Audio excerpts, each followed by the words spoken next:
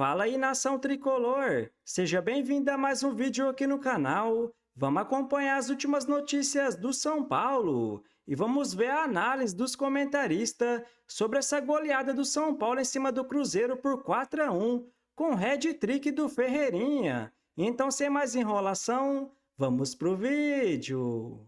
São Paulo, 1, 2, 3, 4, Cruzeiro, 1, 3 gols do Ferreirinha. É isso mesmo que vocês estão ouvindo. 3 gols do Ferreirinha, São Paulo, 4, Cruzeiro, 1. Daqui a pouco o Arnaldo vai entrar e a gente vai falar mais, mas eu quero falar com vocês o seguinte, para começar esse papo aqui. Aqui no nosso canal, eu coloquei ontem uma enquete, cuja pergunta era: você acha que o trabalho do Roger Machado vai evoluir? 80%, 79% antes do jogo começar dizia não. E 21% dizia sim, vai. Hoje, a hora que eu fiquei sabendo a escalação, eu falei, o cara vai cair hoje, não tem condição. Por que esse cara veio? Não dá para. O cara não entende o entorno, não entende o contexto, não entende não sei o quê. Vai matar o jogo do Marcos Antônio, vai botar o Ferreirinha e não sei o quê, tarará. Aí o Arnaldo me deu carona aqui pro Morumbis e ele veio falando mais ou menos a mesma coisa. Depois ele pode até atestar sobre ele falando. Ele estava raivoso, quebrou o dedinho do pé, de tão irritado que ele ficou com a escalação do Roger.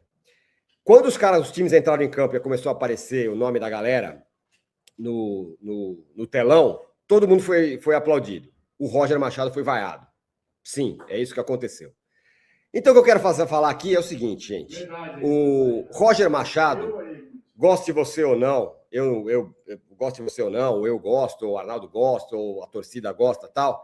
Esse cara hoje, indiscutivelmente, ganhou créditos. Eu falei, o Roger Machado, outro dia eu falei, o Roger Machado chegou com 15 toneladas de cimento nas costas. Depois que ele começou a mexer no time, vai com ponta, não sei o quê, ele colocou mais 15, então ele tinha 30. O jogo de hoje tira um pouco do peso das costas do Roger Machado, queiramos ou não, como diria o Dorival Júnior, que tem muita gente que quer que ele vá para o lugar dele. Então, o que eu quero propor aqui, gente, não é, não falamos nada disso, agora vamos com tudo. É um crédito, uma trégua ao Roger Machado. Isso é só para o Roger Machado. No próximo jogo, vamos ver o que ele vai fazer, vamos esperar. Acho que ele ganhou pontos hoje, com um time que ninguém acreditava, ele meteu 4-1. Quanto tempo o São Paulo não ganhava de 4-1 de um time relevante? Não o Campeonato Paulista, time bom. Há quanto tempo o São Paulo não metia 4-1 em alguém? Certo? Então, eu acho que ele ganha crédito. E esse crédito, essa trégua, para mim, está dada ao Roger Machado. Para mim, não. Para mim, vocês podem me esculhambar aqui, porque eu falei que eu não gostei, que tinha que ir embora, que não sei, não tinha que ir embora, eu não falei. Mas falei um monte sobre a escalação, sobre o trabalho, sobre a troca do Crespo por ele. Falei um monte. E vocês podem cornetar à vontade. Agora, o Roger Machado, depois de hoje, na minha visão, merece um crédito. Merece um crédito. Repito, há quanto tempo o São Paulo não ganhava de um time relevante por 4-1? Não estou contando o Campeonato Paulista, não estou contando a Sul-Americana, não estou contando times fracos. Falando como um time forte. O Cruzeiro anda mal. Cara, o Cruzeiro tem um monte de jogador bom. Um monte. Agora tem um técnico que foi campeão da Libertadores. Então, é isso que eu queria começar falando. Aí, entrou. Arnaldo, vamos lá. Falei uma meia hora aqui, não sei se você ouviu, mas eu quero ouvir de você. Gostou, adorou, não gostou, deu pro gasto ou foi o lixo? Eu não vou falar o que eu falei para você na hora que o jogo acabou. Fique à vontade. Pode falar. Eu adorei. Eu vi que você contou a história que eu quase perdi o dedo do meu pé na porta quando eu soube da escalação antecipada. Mas deu tudo certo, né? Então eu adorei, porque não tem como você não adorar um 4-1 contra um time grande, forte na tua casa, diante de ótimo público. E acho que aí não importa se a gente prefere o sistema X ou Y, ou o jogador X ou Y, ou o treinador X ou Y. Importa o São Paulo ganhar, né? E hoje o São Paulo ganhou foi talvez a partida contra o Grêmio, a referência passa a ser essa. E aí, né, Tironi, entre vencedores e perdedores, e temos muito hoje para discutir entre vencedores e perdedores. Tem o caso do Arboleda, tem muita coisa que a gente vai discutir aqui. O grande vencedor nem é o Ferreirinha, que fez 3 gols sensacionais, é o Roger Machado, né? Eu vi você falando da enquete. A gente estava no estádio quando a escalação do São Paulo foi anunciada. Alguns jogadores nem foram muito celebrados, mas a vaia, na hora que apareceu o nome do Roger Machado, foi impressionante para mim. E ele arriscou tudo. Dá até para a gente explicar por que ele arriscou tudo. E ele ganhou. Ele ganhou um sistema novo, ele ganhou sobrevida. E ele ganhou, acho que, um crédito agora, né? Então, é uma situação que poderia dar errado, essa arriscada dele, e ele poderia estar no olho da rua nesse momento. Mas deu certo. Às vezes, arriscar, como diria o ditado, quem arrisca não petisca, ele arriscou tudo e deu certo. O time fez um bom jogo e quando teve as oportunidades, praticamente todas elas ele converteu. Claro, né, Tirão, que sai com um gol na frente para esse sistema logo no início faz muita diferença, né? Dá para perceber que os pontas vieram para ficar e que ele pode variar com pontas, e ele explicou a diferença entre os pontas, que o Arthur é mais tático e recompõe mais, e o Ferreirinha é mais agudo. Então, isso no campo ficou bem claro, né, Tino? Para quem estava vendo de cima, o Arthur voltava mais do que o Ferreirinha, né? Era quase como se não era na mesma linha. E ele explicou o porquê. Aliás, né, o Arthur estava jogando do lado do lateral que foi convocado para a seleção brasileira, o Kaique, né? E acho que o Arthur fez um puta jogo. O Ferreirinha fez os 3 gols, mas o Arthur fez um puta jogo, sobretudo quando o jogo estava mais equilibrado, né? E acho que ele... E aí ele explicou que ele pode usar 3 meios, que poderia ser o Danielzinho ou o Cauli, e quando entra o Cauli no lugar do Luciano, já deu para perceber, sempre acontece isso, que eles ficam mais próximos, né? Os volantes e o Cauli, com o Danielzinho poderia ser mais ainda. Então a gente está vendo o nascimento de um novo time, né? Se tivesse tomado um pau, uma piaba, não ia ter essa possibilidade. Agora está tendo, né? Essa possibilidade dos 2 pontas. Vai ter bastante coisa, vai ter bastante jogo. Ele indicou também que vai mesclar na Sul-Americana, né? Na terça-feira, lá contra o Boston River em Montevidéu. Então, acho que foi uma coletiva bem clara e ele está firme, né? A questão do Arboleda é um capítulo à parte, acho que a gente tem que discutir bem caprichado depois. O Glauco Jorge, que fez a pergunta, vai trazer informações também. Mas é aquilo. Para esse sistema ter alguma chance de sucesso, todo mundo tem que se matar, né? Todo mundo tem que treinar a mesma coisa, se dedicar, jogar. E o Arboleda não é só com o Roger, né? O Arboleda vinha tendo questões desse ano mais do que dos outros anos, inclusive com o Crespo, né? Então a gente vai explicar direitinho essa coisa, o que aconteceu e o que deve acontecer. E aí agora o que me chama a atenção e começa a me preocupar é, curiosamente, a escassez de zagueiros, né? O Arboleda não estava, o Sabino se machucou, o Alan Franco se machucou, o Tolói jogou 2 partidas no nível máximo, né? Então é uma questão. Nos outros setores, o São Paulo tem opções, curiosamente, né? Até então, até um outro dia, era muito zagueiro e várias carências. Agora você não tem tantas carências assim no meio para frente e tem poucos zagueiros, né? Olha o Glauco ali, ó o nosso, tá ali, ó. Cá está ele, Glauco Diógenes, nosso enviado especial, fez 2 em 1 hoje. Ele respondeu. E aí, o homem estava mais leve? Vocês me ouvem bem? O som tá chegando bem para vocês aí? Perfeito, perfeitamente. Boa, isso que importa. Bom, mais uma vez, obrigado pela oportunidade. Sim, pensei que ele viria grandão, mas gostei muito da postura, assim, a sensação era de relief, alívio. Um alívio, um alívio absurdo. Relief. Sensacional.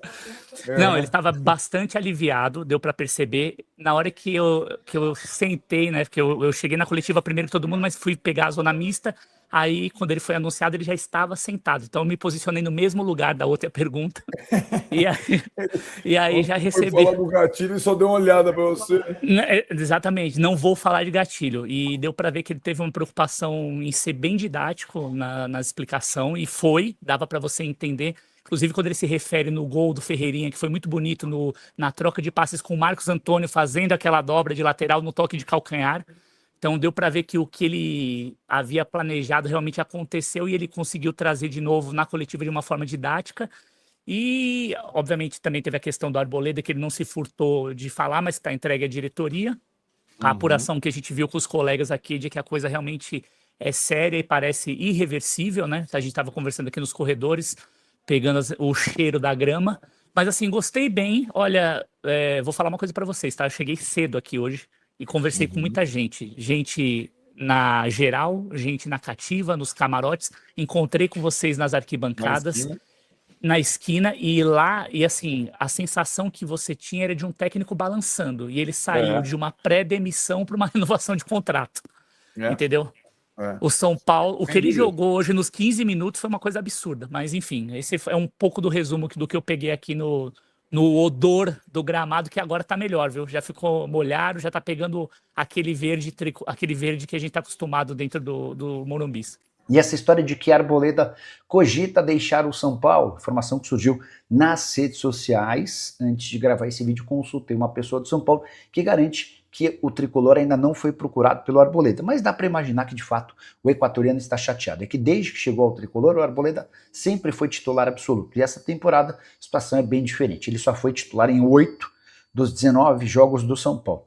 Teve 2 partidas contra a Chapecoense e Red Bull Bragantino que ele jogou um único minuto. E em 3 outras partidas ele nem sequer saiu do banco de reservas. Diante desse cenário, com contrato até dezembro de 2027, eu não descartaria que, seguindo como reserva, o Arboleda procure clube. Atleta que já foi, inclusive, procurado por outros times como o Grêmio na temporada passada. É só importante registrar que quando o São Paulo renovou o contrato do Arboleda até dezembro do ano que vem, o Tricolor fez uma baita boa ação para o atleta. Cheguei a contar para vocês de maneira exclusiva que o Arboleda tinha dívidas no mercado que superavam os 5 milhões de reais. Na verdade, as dívidas eram de 7 milhões de reais. E o Tricolor, além de bancar um salário de 500 mil reais, ainda prometeu dar 200 mil reais mensais para equacionar essas dívidas do Arboleda. É importante só registrar que esses 200 mil não são depositados ao Arboleda, e sim para os credores, para evitar que o Arboleda receba o dinheiro e não repasse para quem deve, só aumentando suas pendências financeiras. Outro detalhe importante. Arboleda hoje com 34 anos de idade. Já não é um zagueiro tão jovem e tão capaz fisicamente como em outros tempos. E essa é uma das preocupações da atual diretoria. A maioria dos zagueiros do São Paulo são mais veteranos.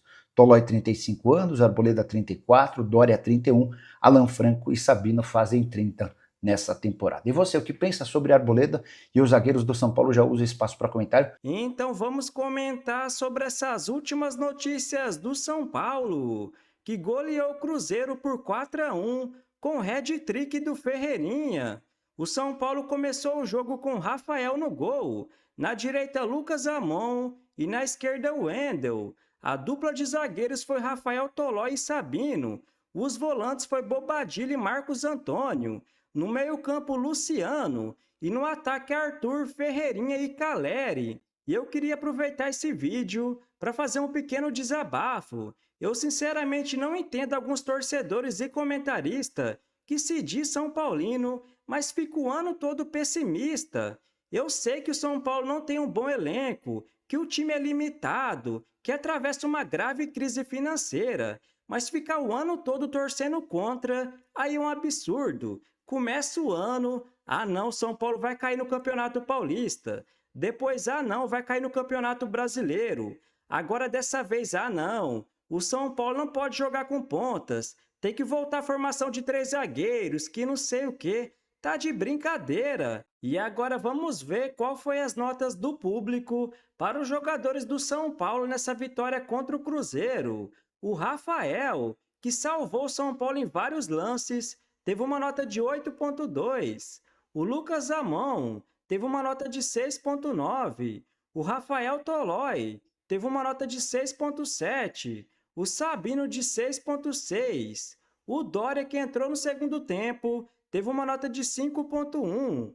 O Wendel, que não fez um bom jogo, teve uma nota de 4,5. O Enzo Dias, que entrou no segundo tempo, e na minha visão tem que ser titular desse time, teve uma nota de 6,8. O Bobadilha teve uma nota de 6,9. O Pablo Maia, que entrou no segundo tempo, teve uma nota de 6,1. O Marcos Antônio teve uma nota de 7,9. O Arthur, que fez um ótimo jogo mais uma vez, teve uma nota de 8,8. O Luciano, um pouco mais abaixo dos outros, teve uma nota de 5,4. O Cauli, que entrou no segundo tempo, teve uma nota de 6,5. O Caleri, que fez o primeiro gol do São Paulo no jogo, teve uma nota de 8,1. É impressionante como voltou muito bem o Caleri. O André Silva, que entrou no segundo tempo, teve uma nota de 6,4. O Ferreirinha, que fez um hat-trick e jogou muito nesse jogo, teve uma nota de 9,5. O Roger Machado teve uma nota de 7,1. E após golear o Cruzeiro, o São Paulo volta a campo nessa terça-feira, agora jogando fora de casa contra o Boston River para a estreia da Copa Sul-Americana. No dia 11, vai jogar fora de casa novamente, agora contra o Vitória pelo Campeonato Brasileiro. No dia 14, vai jogar em casa contra o O'Higgins pela Copa Sul-Americana. No dia 18, vai jogar fora de casa contra o Vasco pelo Campeonato Brasileiro. No dia 21, vai jogar em casa contra o Juventude pela Copa do Brasil. No dia 25, vai jogar em casa contra o Mirassol pelo Campeonato Brasileiro. E no dia 28, vai jogar fora de casa contra o Milionários pela Copa Sul-Americana. Então essa é a sequência do São Paulo nos próximos dias. E mais uma vez eu não concordo com alguns comentaristas que agora falam, não, o São Paulo tem que entrar com o time reserva na Copa Sul-Americana, que não sei o quê. Eu até concordo em preservar alguns jogadores que estão em risco de lesão, mas de resto tem que ser força máxima. E por que eu penso dessa forma? Porque pode acontecer como foi no ano passado. O São Paulo é eliminado de tudo, fica em 8º ou 9º no Campeonato Brasileiro e nem consegue uma vaga na próxima Libertadores. Então, na minha opinião, o São Paulo tem que focar também na Copa Sul-Americana e na Copa do Brasil. Então, se você curtiu o vídeo, deixa seu like, se inscreva no canal e até a próxima!